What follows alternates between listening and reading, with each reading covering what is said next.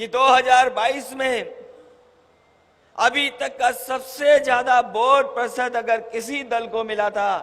और हमारी समाजवादी पार्टी को सबसे ज्यादा वोट के प्रतिशत में हम लोग हासिल किए थे। सीटें बढ़ गई, दोगुनी हो गई, जीत नहीं पाए, लेकिन मैं ये कह सकता हूं आज 19 और 22 के प्रयोग ने और जिस तरीके से हमारे कार्यकर्ता नेताओं ने काम किया, हमारी सीटें बड़ी ना हो जितनी हम लोग चाहते थे, लेकिन हम समाजवादी लोग ये जान गए हैं कि बीजेपी का मुकाबला अगर कोई कर सकता है और बीजेपी को कोई हरा सकता है तो यही समाजवादी पार्टी और समाजवादी पार्टी के कार्यकर्ताओं नेता। जो उपलब्धियां हैं हम समाजवादियों की कोई एक नहीं है। समाजवादियों को जब जब सरकार बनाने का मौका मिला है,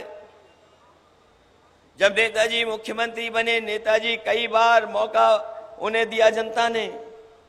हम लोगों ने जनता के लिए काम किए। जनता की खुशहाली कैसे हो, हमारा किसान कैसे खुशहाल हो, हमारे किसान की पैदावार कैसे बढ़े, किसान की आय कैसे बढ़े, किसान को कैसे सुविधा दिया जाए। हमारे बहुत सारे समाजवादी यहाँ पुराने नेता होंगे जिन्होंने देखा होगा कि जब नेताजी सरकार में आए थे तो उन्होंने किसानों का सबसे पहले 10,000 का कर्जा माफ कर करके दिखाया था। कर्जा माफ हुआ, किसान को राहत पहुंचाई, सिंचाई से लेकर के खाद, बीज, दवाई का इंतजाम, और जो चुंगी लगा करती थी उसको भी खत्म करने का काम अगर किसी ने किया तो नेताजी ने और समाजवादियों ने कर करके दिखाया था। जब जब समाजवादी सरकार बनी, इस प्रदेश को तरक्की और खुशहाली के रास्ते पर ले जाने का काम किया। बहुत आगे बढ़ी राजनीति, चीजें बदल गईं,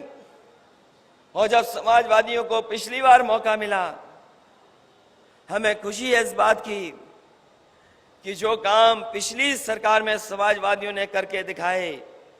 वो न केवल उत्तर प्रदेश के लिए बल्कि देश के तमाम प्रदेशों के लिए वो उदाहरण पेश हुए जो समाजवादियों ने उत्तर प्रदेश में काम कर कर दिखा दिए।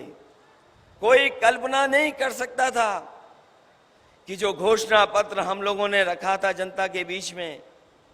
उसको पूरा का पूरा अमल कर करके और उससे ज्यादा काम कर करके हम लोगों ने दिखाया।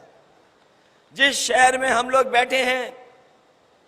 हालांकि बहुत सारे हमारे नेता इस बात को कहते थे